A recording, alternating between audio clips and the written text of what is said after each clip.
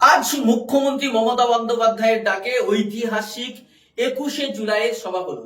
কিন্তু সেই 21শে জুলাইয়ের সভাতে আমরা দেখলাম পীরজাদা কাশেম সিদ্দিকী, যিনি তৃণমূল কংগ্রেসের সাধারণ সম্পাদক, তিনি একেবারে মঞ্চের পিছনের দিকে বসলেন। হ্যাঁ, যে কাশেম সিদ্দিকীকে গতকাল রীতিমতো অপমান করা হয়েছিল, যে কাশেম সিদ্দিকী মুখ্যমন্ত্রী মমতা বন্দ্যোপাধ্যায় যখন মঞ্চে পরিদর্শন করতে গিয়েছিলেন গতকালকে, সব ঠিকঠাক আছে কিনা তদারকি করতে গেছিলেন, তখন কাশেম সিদ্দিকীও গিয়েছিলেন। কাশেম সিদ্দিকী গিয়ে মুখ্যমন্ত্রীর সঙ্গে কিছু একটা বলার চেষ্টা করছিলেন। সেই সময় মুখ্যমন্ত্রী কাশেম সিদ্দিকীকে বললেন, ওইদিকে গিয়ে বসো।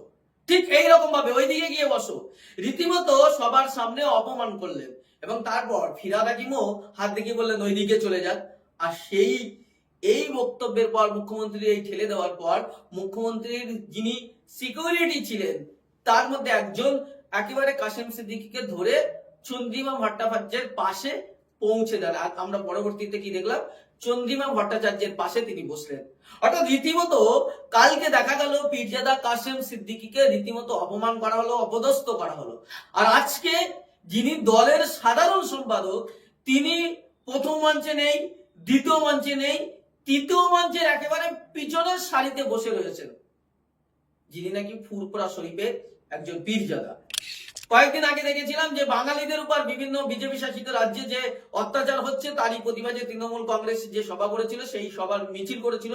সেই মিছিলে দেখেছিলাম যে কলেজ স্কয়ার থেকে একেবারে ধর্মতলা মোড়ে যে পর্যন্ত যে মিছিল হয়েছিল, সেই মিছিল শেষে সেখানে সমাবেশ হয়েছিল। সেখানে কাশেম সিদ্দিকীকে দেখা গিয়েছিল টুপি খুলে দাঁড়িয়ে আছেন।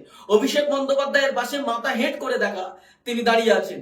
আর সেই সব ছবি ভাইরাল হতেই প্রশ্ন উঠেছিল তিনি কি টুপি খুলেছেন। এবার আজকে দেখা গেল কাশেম সিদ্দিকী তিনি একেবারে তৃতীয় সারির লাইনে, তৃতীয় সারি শুধু লাইনে নয়, 3 নম্বর আমরা দেখলাম যে প্রথম যে মেন স্টেজ সেখানে তার ঠাঁই নেই, দ্বিতীয় মঞ্চে তার ঠাঁই নেই, তৃতীয় মঞ্চে তার ঠাঁই হলো এবং সেখানে পিছনের সারিতে। এখন প্রশ্ন হলো যে মুখ্যমন্ত্রী মমতা বন্দ্যোপাধ্যায় কাশেম সিদ্দিকীকে দিয়ে নওশাদ সিদ্দিকীকে হারানোর পরিকল্পনা করছেন, সেই কাশেম সিদ্দিকীকে রীতিমতো অপমান করছেন, একের পর এক অপমান। গতকালকে অপমান, আজকেও অপমান। ফলে মুসলমানদের কি এই রকম চোখে দেখেন? একজন টুপি দাড়িওয়ালাকে, একজন পীরজাদাকে এইভাবে দেখছে মুখ্যমন্ত্রী? সেই প্রশ্ন কিন্তু উঠছে মুখ্যমন্ত্রী মমতা বন্দ্যোপাধ্যায় বা তৃণমূল কংগ্রেসের দলের প্রতি, সেই প্রশ্ন উঠছে।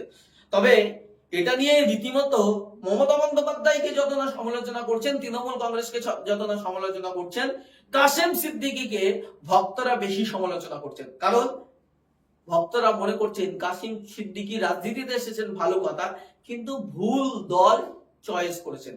সেই ভুল দল চয়েস করার কারণে তার কিন্তু সমালোচনা সবচেয়ে বেশি হচ্ছে।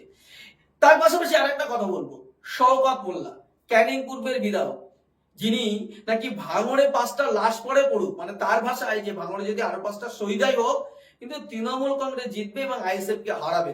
যে নওশাদ সিদ্দিকী এখন বাংলার সবচেয়ে জনপ্রিয় বিধায়ক এবং তিনি ঐক্যের কথা বলছেন, বিবাদের বিরুদ্ধে কথা বলছেন, খুনোখুনি রাজনীতির বিরুদ্ধে কথা বলছেন, সেই নওশাদ সিদ্দিকী, যে নওশাদ সিদ্দিকী একমাত্র বিধায়ক যাকে হিন্দু মুসলিম সবাই যার বক্তব্য শোনার জন্য আগ্রহ থাকেন, যে নওশাদ সিদ্দিকীর সমালোচকরাও তার প্রশংসা করতে বাধ্য হয়, সেই নওশাদ সিদ্দিকীকে হারানোর জন্য যাকে দায়িত্ব দেওয়া হচ্ছে সেই শওকত মোল্লা, যিনি লাশের বিনিময়ে হলেও তৃণমূল কংগ্রেসকে ভাঙড় বিধানসভা উপহার দিতে চায়, সেই শওকত মোল্লাকে আজকে দেখা গেল তিনিও কিন্তু তৃতীয় সারিতে, তিনিও মেন মঞ্চে ছিলেন না, দ্বিতীয় মঞ্চে ছিলেন, কিন্তু সেটাও তাকে দেখা যাচ্ছে না, খুঁজে পাওয়া যাচ্ছে না, এত পিছনে, সামনে থেকে তাকে দেখা যাচ্ছে না।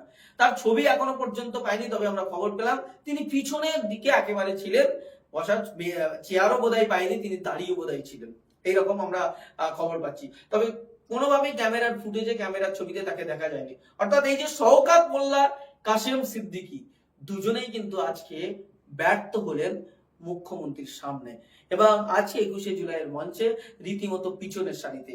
এবং না শওকত মোল্লা না কাশেম সিদ্দিকী কারো নাম আজকে মুখ্যমন্ত্রী মমতা বন্দ্যোপাধ্যায়ের মুখে শোনা গেল না। যেখানে টলিউডের অভিনেতা অভিনেত্রীদের নাম বললেন কয়েকজনের, যেখানে আরো বর্ষিয়ান নেতাদের নাম বললেন, তৃণমূলের অনেক ছোটখাটো নেতাদেরও নাম বললেন দু একজনের, কিন্তু সেখানে আমরা দেখলাম আজকে কাশেম সিদ্দিকী ব্যর্থ, তাকে আজকে ব্যর্থ করা হলো। আজকে ব্যর্থ করা হলো শওকত মোল্লা সহ আরো অনেককেই। আজকে মুসলিম লিডারদের মধ্যে একমাত্র বক্তব্য দিতে পেরেছিলেন ফিরহাদ হাকিম। ফিরহাদ হাকিম ছাড়া আর কোন মুসলিম লিডার কিন্তু 21-এর মঞ্চে বক্তব্য রাখতে পারেনি। শুধুমাত্র একজনই বক্তব্য রেখেছিলেন, যে ফিরহাদ হাকিম। আর কোন মুসলিম লিডারকে কিন্তু 21-এর মঞ্চে বক্তব্য দিতে দেওয়া হলো না। এই নিয়ে কিন্তু নানা প্রশ্ন উঠেছে, নানা আলোচনা উঠেছে, নানা সমালোচনা উঠেছে। ফলে সংখ্যালঘুদের কি বঞ্চনা করছেন, যেভাবে চাকরিতে সংখ্যালঘুদের যেভাবে ওবিসি নিয়ে, সেইভাবে এখানেও বঞ্চনা, এই প্রশ্ন কিন্তু উঠছে।